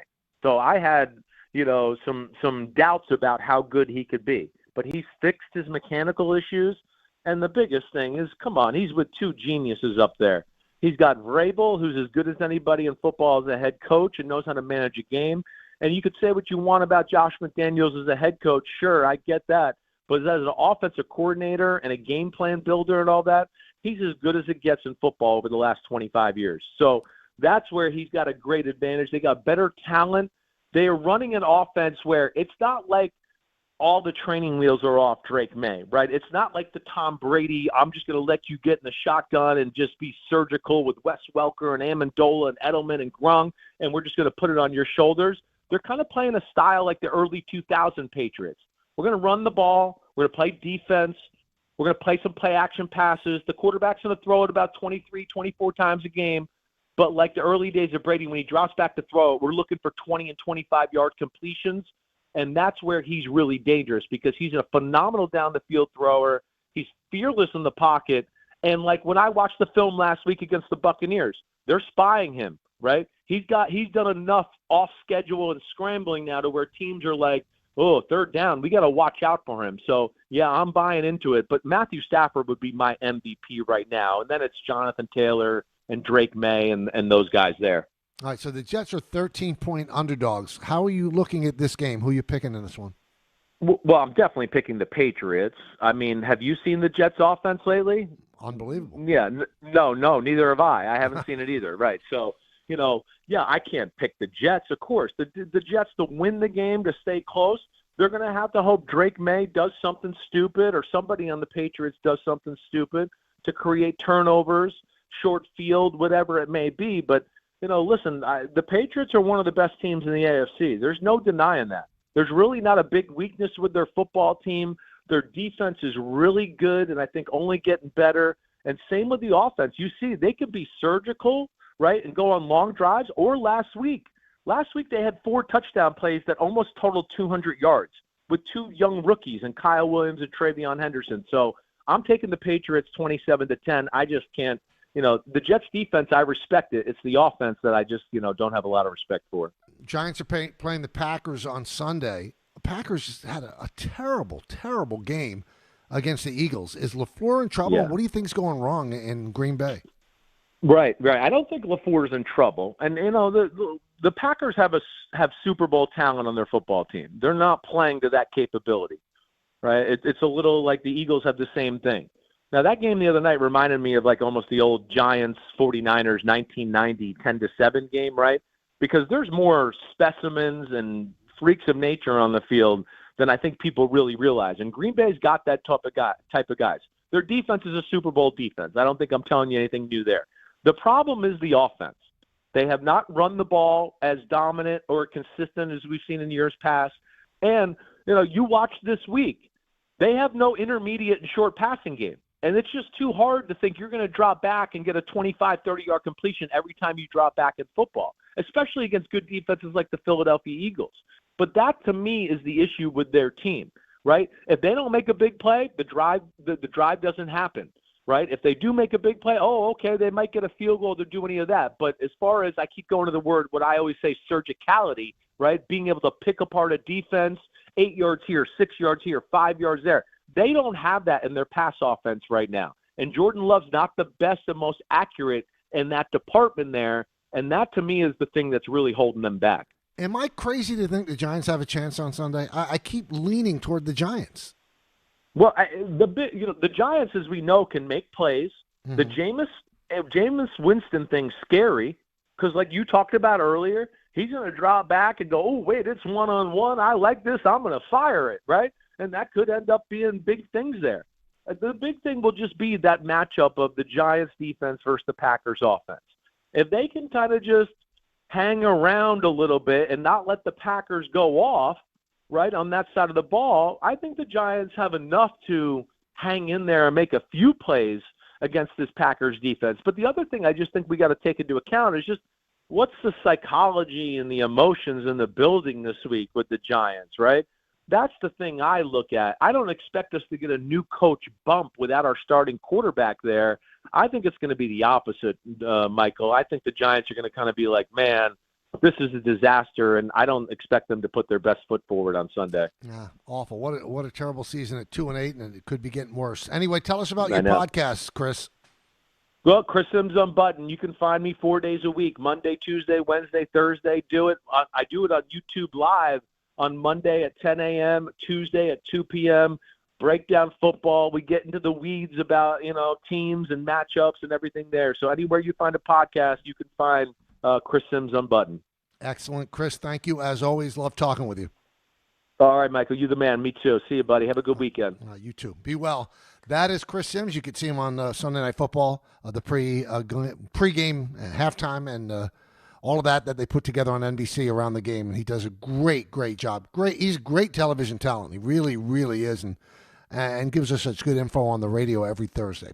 All right, now it's time for you. I've been talking a lot. We've had 2 great guests, and now the co-host joins me. And the co-host, as you know, is you. And you know the number to apply for the job. It's 1-800-919-3776. Still so much more to do. We'll lead you to 3 o'clock. Now, you could be listening right here, by the way, on ESPN New York and the ESPN New York app. You know that. And you could also watch us on the ESPN New York YouTube channel. So just go to the app. That's all you have to do. And click on the tile for the YouTube channel. Subscribe, which is free, which is a great word. And then you can watch us. All the shows. Outstanding.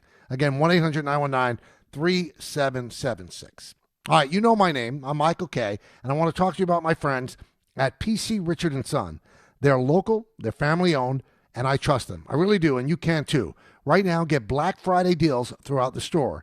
And with their holiday price guarantee, check this out, your price is protected. If the price goes lower from now through December 24th, you know what? They're going to match it. You can't beat that, right? I mean, what more guarantee do you need? Plus, you get fast and free delivery. PC Richard & Son, the company you can trust for over 116 years. Free delivery excludes Manhattan.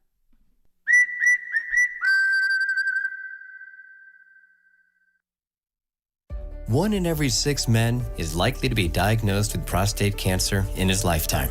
That's why New York Presbyterian wants to remind men over 50 to book a prostate cancer screening. A simple blood test is all it takes. It could save your life. Screenings are available across New York City and Westchester at locations near you. Schedule your annual prostate cancer screening today at nyp.org/cancer screening. Stay amazing. New York Presbyterian. Hey, bro, weirdest thing is happening at the game. This guy sitting next to me says, "You're our good luck charm." Every time I crack a Bud Light, we score a touchdown. Now his entire family wants to buy me Bud Lights. I think I'm some kind of a football prophet. Talk soon. The team needs me. Anything for Bud Light, the official beer sponsor of the NFL. Stock up today. Enjoy responsibly. Copyright 2025 Anheuser-Busch Bud Light Beer, St. Louis, Missouri. John Ryan. Yeah, Dad. I think I came up with a killer slogan for our law firm. D'Agostino and Associates, bite back. Bite back? Yeah. When someone hurts you, you bite back. We'll be the law firm that bites back. Dad, that's brilliant. Accident victims, call D'Agostino and Associates and bite back. Hey, we could even put a big vicious dog on billboards everywhere. Yeah, and Rottweilers on buses. Hey, how about a toll-free number? What are you thinking? You know, like 1-800-BITE-BACK. 1-800-BITE-BACK. That's brilliant. But what if people hear fight back? Easy. I'll spell it out for them like 1-800-BITE. Back. 1-800-BITE-BACK. That's 1-800-248-3222. Love it. Hey, Dad. Yeah. All this talk about biting back got me hungry. Me too. Want to grab lunch? Sure. Hey, how about a jingle? You mean like D'Agostino, Law, Bite Back? Rich Eisen here. As you all know, I care deeply about pediatric cancer research and awareness. That's why I'm proud to talk about Hyundai Hope on Wheels. For over 27 years, every Hyundai sold has helped fund life-saving pediatric cancer research. Together with over 850 dealers nationwide, they've raised more than $277 million, supporting over 25,000 kids in their fight against cancer. At Hyundai, hope isn't optional. It comes standard. Visit HyundaiUSA.com and search Hyundai Hope on Wheels to learn more. At AT&T, we guarantee our network so you can talk college football with your BFF while taking Buster to the vet. Hey, yeah, I can't believe he ate the whole thing of chicken wings. And I can't believe we're staging a comeback. Touchdown! Yes! Yes! Staying connected matters. That's why in the rare event of a network outage, you'll automatically get a bill credit for a full day's service. For wireless downtime lasting 60 minutes or more caused by a single incident impacting 10 or more towers, must be connected to impacted tower at onset of outage. Restrictions and exclusions apply. See att.com/guarantee for full details.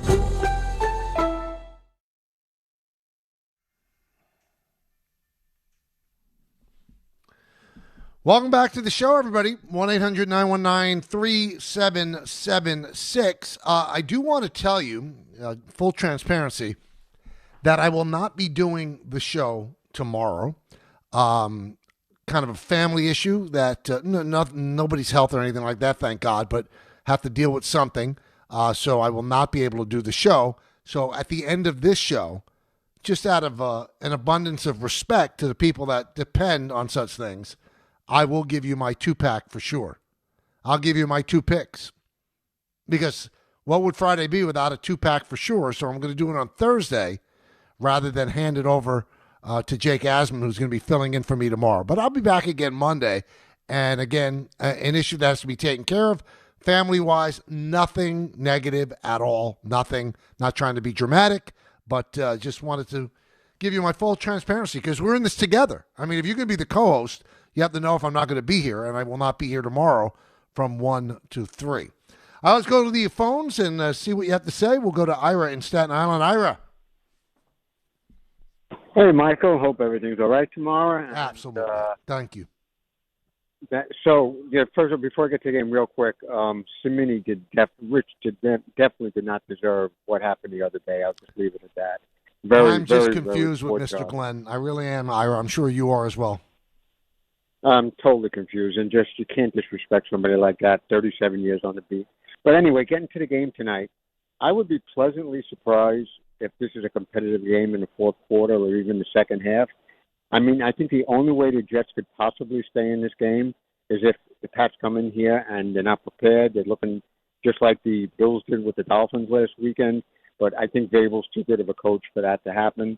So I think this could be a very difficult evening for the Jets. And I'm not sure how they're going to score points. I mean, how many times is Breece Hall going to go off like he did the last 2 games against 2 of the worst defenses in the league? My prediction is Hall carries the ball for under 3 yards a carry tonight because I just don't see Daboll letting him run the ball. You know, I feel the same way, Ira. And, just looking inside the numbers, New England is really good at stopping the run. So they give up 79.2 yards per game on the ground. So how are the Jets going to score? Because you have a quarterback that can't throw the ball downfield, won't throw the ball downfield. They don't allow him to. So how are they going to score? That's what I don't get. And they have Travion Henderson, who had 147 yards in the last game against Tampa Bay. And the Jets are 25th in the league against rush. So it just doesn't line up. I know they're riding high with the 2 games in a row, and they're the champion of Ohio because they beat the Bengals and the Browns. But the Bengals and the Browns are awful. So I'm not hanging my hat or hanging on the rim about that. This is a real team. The Patriots have won 7 in a row.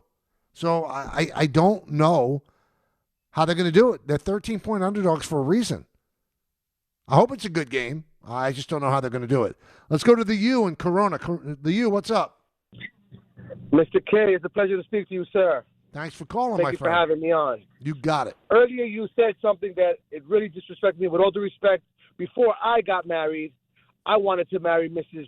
Jody Applegate, not Jennifer Anderson. Wow. What you said about Peter. High Peter praise. Alonso. And I believe a lot of men felt that way. Well, I'm the lucky one. As far as Pete Alonso goes, again, I believe that that's the problem with sports. And again, I'm just an average sports fan, like my teams. I'm a Met fan since 1986. Obviously, I was a kid. The problem is, Pete Alonso brings more to the team than just stats, I believe. I think that, you need to build a core the same way that your Yankees built a core for, when in 1996 and 94. And that's all I want to say. I just feel like Pete Alonso is good for the city. I think that you're right. I think that he handles the New York City spotlight well, and he played well last year. It wasn't like he played terrible. He played. The point of him staying on was to prove himself, and I believe that he did. No, I think he did too. I think it's a really tough decision for the Mets. You cannot ignore your fan base, and the Met fans love Pete Alonso, but I don't think that you could responsibly give Pete Alonso a 7-year contract. Again, that's what we hear that he's looking for. Now, you can look for anything. You can ask for anything. I want to see the team that's going to give a 31-year-old first baseman, and first basemen are not valued as highly as other positions. I want to see the team that gives a 31-year-old first baseman a 7-year contract. When Josh Naylor is out there, and if something jumped out at you during the postseason, Josh Naylor is nails. He can play. I know Yankee fans hate him because he acted like a jerk after the home run against Garrett Cole. That guy can play. He's clutch. He's better in the field than Pete Alonso. Actually steals bases at a pretty good clip despite not being fleet of foot. That's a first baseman that's out there too. So I'm not saying the Mets should pivot to him. I think the Mets are going to try to get younger and more athletic. But if the Mets give Pete Alonso a 7-year deal, and then they still have Brandon Nimmo for 5 more, and they have Lindor, I think it's for 8 more, and then you have 14 more for Soto, you're burying yourself. You really are, because with Pete Alonso last year, they did not make the playoffs. Now, it wasn't his fault, but at some point you've got to reimagine the team. And although you have to respect your fan base, you can't make decisions by the fans loving somebody. Sometimes you have to make hard decisions. You know what the fans are going to love? If you make the playoffs and win a World Series. That's what the fans are going to love. They'll get over anything that affects, a player that they really admire like Pete. If you let him go and they get a team and they put together a team that makes the playoffs and goes far, it'll be forgotten. It really will. I once had an executive tell me, I was negotiating a contract, and he said, if we don't come to an agreement and we lose you, we're going to get hit with a lot of negativity. It's going to be awful, and we know it's going to be awful. So then, as he's saying this, I said, well, leverage is shifting my way.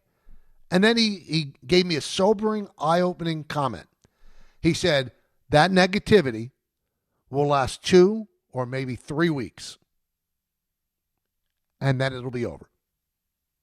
All we have to do is navigate those 2 or 3 weeks, and it'll be over. And they'll be on to the next outrage. And he's absolutely right. And I didn't get insulted.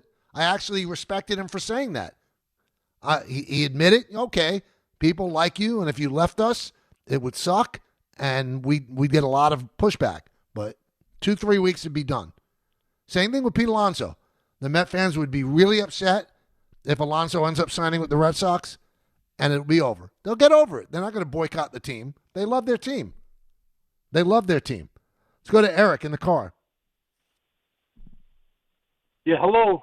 Hello, hey, Eric. How are you? I'm good. How you doing? Okay. I have a story about Chris Sims because he was just on. I met him when he was a young kid. I was at the Super Bowl party after in Arizona after Dallas creamed the Bills, and Phil Sims was sitting there at the party with Mike Ditka taking questions, and he was the nicest guy in the world. Then he said, it's about 20 minutes, and I got to go up because my kids are probably tearing apart the hotel room. So the next morning, I ran into Phil in the airport. We were flying back to L.A., and Phil was sitting and talking to me and so forth. And all of a sudden, he hears a voice screaming, Phil, Phil. And Phil, who was the classiest guy in the world, was talking, and all of a sudden, it looked like a white ghost. And I wish I could fall into your briefcase. It was Al Davis. So he sat down in the front. So Phil was in the first row, and I was in the second row, and his kids were right next to me. Mm-hmm. And his kids were acting like, Chris in particular, acting like two little, impetuous little kids, giving them the evil eye. And Phil was trying to be classy and so forth, and trying to get the kids to quiet down. It was very funny. But Phil was like ultimate class. No, you know what? And so is Chris. I'll let you in on a little insight. Chris Sims comes on as a weekly. Every Thursday at 2. He didn't get paid a dime. He does it because he likes the show. He respects me. I think he's so good. I've had people actually reach out to me that aren't even football fans, and they say they tune in every Thursday at 2 to hear this guy. He's brutally honest. And it's not just, hot takes. He does his homework. He's watching film. And he shares that knowledge every single Thursday here. Doesn't get a dime. I'm telling you, he doesn't get a dime. He does it on his own. Same thing with Steve Young. Because we have a relationship, doesn't get a dime. And I think those guys are really, really special to do stuff like that. They really are. Let's go to John in Wallingford. John. Hi, Michael. Thanks for taking my phone call. You got it. My question is, regarding Fernando Tatis. There's rumors that the Padres are going to be trading him. Do you think he's a good fit for the Yankees and for left field? And do you think who do you think they would have to give up for him? Let me tell you something. You spooked me out, John. I'm going to tell you because I was thinking about this the other day because I saw that same thing that you saw. That the Padres are in financial trouble. And Tatis is signed to this long-term deal. And I said to myself, that's a guy the Yankees should try and get. I know he's had the problems. He had the suspension for PEDs. But since coming back from that, he's still put up great, great years. He's an unbelievable talent. That's something that I would take a chance on. I would. Now, the Yankees are one of the few teams that could actually absorb the contract that he has. And at the time, it seemed outrageous, but what people are getting now, a talent like Fernando Tatis Jr., it's not outrageous. So, yeah, I would give up any number of young prospects to get him. I would. That's how good this guy is. That's how electric he is. You want to electrify your fan base? You bring in a guy, a showman like that. If he's not on your team, you really don't like him. He gets under your skin. I'll admit it. You watch him and say, oh. But if he's playing for you and if you're a Yankee and he's in pinstripes, that guy would be an absolute star in New York, a star. He would do things here. His level of talent is so off the charts. Yeah, I would give up a lot of young talent from my system to get Fernando Tatis. You know what he's going to make over the next 10 years. He signed for that long, and it's not as outrageous as it was when he signed it. I mean, you look at the money that Vlad Guerrero's getting. You look at the money that Juan Soto's getting. You're going to look at the money that Kyle Tucker's getting. That's a guy. If you miss out on Bellinger, that's the first phone call that Brian Cashman should make to A.J. Preller. I want that guy. I know you're trying to get rid of salary. That's the way they got Soto. But Soto was only a 1-year deal. This guy is a 10-year deal. You'd have him for 10 years. So you could give up a great amount of talent, and it wouldn't seem lopsided because this guy's so good. That intrigues me. John, thank you for calling up because I was going to talk about it and it slipped my mind for the last couple of days. That's somebody the Yankees should consider. That's something any team should consider. He's a phenomenal outfielder. He can run the bases, great hitter. And I think that under Aaron Boone, he'd be great. He'd be great. So, yeah, I think the Yankees should look at that. They should look at that seriously. Absolutely. All right, 1-800-919-3776. We'll come back with my 2 picks for the weekend because I'll be off tomorrow. More of your phone calls as well. We're going till 3 right here on the Michael K. Show, ESPN New York. This is Bart and Carlin on ESPN New York. This is problem number one for me. The fact that Shane was not fired as well and is not going to be fired at the end of the year. I mean, who's that player outside of Neighbors that we say, whoa, man, look at this talent that he brought in. When I look at the failures of the Giants over the last 3 years, 11-33. 11-33. Yeah. The coach is absolutely responsible, and boy, the GM is very much responsible. Bart Scott, Chris Carlin, weekdays at 10 a.m. on ESPN New York and streaming live on YouTube. To help those who want to be helped, but may not be able to afford it. That's what PGA Tour winner Grayson Murray had envisioned for a foundation before he sadly took his own life at just 30 years old. His parents channeled their grief into creating the Grayson Murray Foundation, carrying out his vision to help those struggling with mental health and addiction. To donate and learn more, visit GraysonMurrayFoundation.com. Join one of the nation's top sports betting analysts, Joe Wiz, as he breaks down all the games in football on the Fine Line. Saturday at 8 a.m. Oklahoma travels to Alabama and Texas takes on Georgia. Plus, hockey, NBA, and UFC from the Garden. The Wiz has you covered. Sunday in the NFL, huge matchups as Tampa takes on Buffalo and Kansas City faces a must-win in Denver. Follow the Wiz on Instagram at Joe Wiz Sports. It's the best bet in town. And tune into the Fine Line with the Wiz Saturday at 8 a.m. Be ready to win. Your ambition just met its match with Robinhood. Trade stocks and ETFs, options, futures, and crypto all on one platform. Get started today at Robinhood.com/yourmoney. Your money, your move. All investments involve risk, including loss of principal. Options, futures, and crypto trading carry significant risk and may not suit all investors. Securities offered through Robinhood Financial LLC, member SIPC. Futures trading is offered by Robinhood Derivatives LLC, not FDIC or SIPC protected. Crypto offered through Robinhood Crypto LLC, NMLS ID 1702840, not FDIC or SIPC protected. Portfolio management offered by Robinhood Strategies, an SEC registered advisor. This holiday season, Target has your back with irresistibly cool gifts for everyone on your list. For the trendsetter, start with affordable beauty kits and gift sets. Need something the whole fam will love? Grab snuggly matching fits in every size and style. And for the thrill seekers, don't forget the hottest toys and tech of the season. Target's got you covered with the best deals for endless fun. Shop in store or online. And step into the holidays with Target. Restrictions apply. From the regular season to the Super Bowl, ESPN New York is your destination for football. We've got crazy fans. If the Giants somehow beat the Cowboys, I'm going to take a dump on your head. You can feel good because you're a damn football team. Expert analysis. Marcus Spears joins us now. ESPN NFL analyst Damian Woody. Mel Kiper Jr. The Hall of Famer Steve Young. He's kind of our resident general manager, Louis Riddick. We got Mike Tannenbaum right now. And all your fantasy and wagering needs. This is ESPN New York. We are football. The people in the business, and when I say the business, I mean the industry, are so sensitive to the point of like distraction. So Don Van Natta Jr., who works for ESPN and is so great at what he does, just filed an exclusive report that the NFL filed a grievance against the NFLPA to get them to stop their report cards. Now, you know those report cards. Those are the ones where they say, oh, it's the best facility, the best travel, the best training staff, the worst owner. And one of the guys that's behind this is Woody Johnson. Because Woody Johnson always finishes either last or close to last. At the league meetings in March, Woody Johnson called the survey totally bogus and hinted that it's violated the CBA. He took issue with how they collected the information, who they collected it from.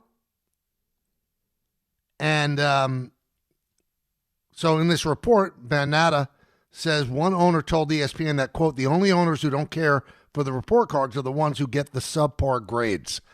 So rather than look within and say, well, this is why I'm not getting the love,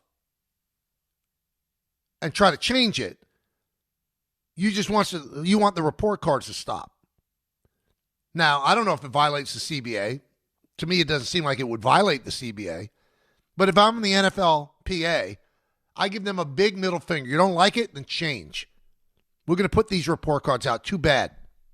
Because it illuminates other players that might be considering playing for a team. Well, these report cards tell you don't play here. This team has a bad training staff. This team has bad food. This team has a bad stadium. This team has a bad locker room. I mean, it illuminates the other players to what's going on.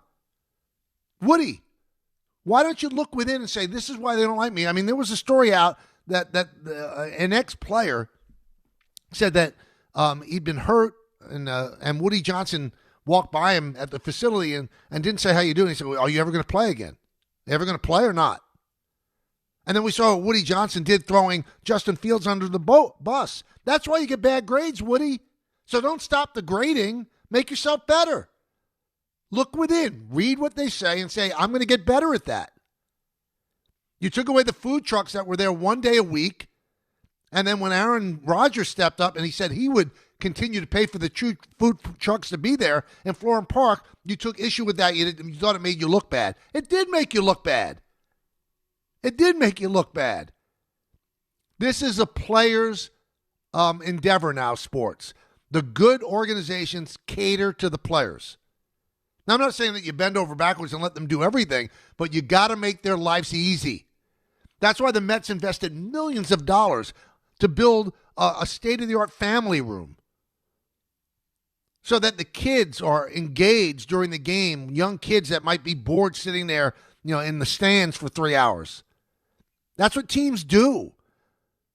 Teams embrace the families and stuff like that. They make it easy on the players to feel good about their job and feel good about their workplace. So the NFL is trying to get the NFLPA to stop the report cards. Laughable. Laughable. Rather than correct what you think or what they say is wrong with you, you just want to stop the message. Seems a little draconian, doesn't it? Thou doth protest too much, don't you think?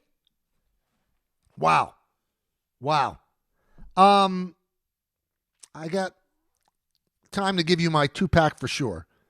I had a bad week last week. I was 0-2. I'm embarrassed, and I apologize. I feel hurt that I gave that to you. But I blame the teams I picked. I don't blame myself. So I'm going to start tonight, and I'm glad that I'm making the 2-packs today because I get to include the Thursday game. Patriots have a 7-game winning streak. 13-point favorite over the Jets. I think if it's not a blowout, I don't know what's going on. Patriots stop the run. That's the only way the Jets could actually move the football. They don't have a quarterback that could throw.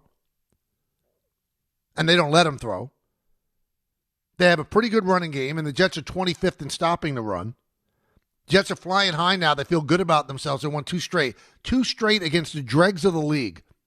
And they didn't play great in those games. I mean, they beat the Browns because the Browns beat the Browns, not the Jets. Jets are awful. Their offense was laughable. The quarterback, if you take away the Breece Hall run, had 12 yards passing. 12 yards passing. So, give me the Patriots. I'm giving 13 points. Speaking of the Browns, they're playing the Ravens on Sunday. It's in Cleveland. 7.5 points. Ravens are favorites. Ravens look like they're becoming the Ravens again. They're getting healthy. Lamar Jackson is Lamar Jackson. This line scares me because I think it should be so much more. Give me the Browns. Give me the Ravens. I'm sorry. I'm going to give the 7.5. So my 2-pack for sure. Patriots giving 13 to the Jets. That's in Foxborough. And the Ravens giving 7.5 to the Browns. And that is in Cleveland. 1-800-919-3776. Anthony, Tom's River. What's up, Ant? Hi, Michael. How are you? Thanks for taking my call. Thanks for making it, man. Great show. Anyway, real quick, the Aaron Glenn situation. I'm not a Jet fan. I'm a football fan, a Giant fan. But anyway, my personal opinion is I think he lacks the intellect to manage a football game. Bad decision making, doesn't know how to use timeouts when they're necessary. And I understand, like Parcells started out bad, Belichick started out bad, but they always had the intellect and the leadership. Aaron Glenn, my personal opinion, is not smart enough to be the head football coach of the Jets. I just really believe that. And it starts from the top down. I get it, and you're right. He's not going anywhere. So that's just my take on Aaron Glenn. And the Jets lost 6 games in a row, and the 2 games they won. You're right, because the other teams beat themselves. And one other quick thing, you're talking about. I saw this thing online the other night about the Dodgers becoming the team of the century. I just want your personal opinion. Do you think they could have beat the '98 Yankees? No. In a 7-game series? No way, right? I don't. I think that Yankee team was just unbelievable. The Dodgers are great, but no, I don't. I've never seen a team that's better than the '98 Yankees. Now, I didn't think it happened in a short series, but I take the '98 Yankees. Also, I feel uncomfortable saying Aaron Glenn's not smart enough to coach. I mean, he's coached 9 games. There's a learning curve for a young man and a young coach. And when you hire a coach with no previous head coaching experience, well, you're going to have to deal with the growing pains, and the Jets are. So, no, I'm not writing him off for that. I don't like the way he does his business right now, especially with the media. And the team is becoming more disciplined than it was earlier in the year. I think we don't make this judgment for a while. You can't make that judgment after 9 games. I won't do it. I don't think it's fair. All right, Don, Hahn, and Rosenberg coming up in just a moment. As I told you, I'm off tomorrow. I'll be back on Monday at 1, but please tune in tomorrow. Jake Asman will be filling in for me. Nothing's going on, just dealing with something at home in the home front, but all good. No health, no negativity, nothing like that, but something I have to take care of. Thank you for spending 8 hours with me this week. 2 more with Jake tomorrow. Then I'm back again on Monday.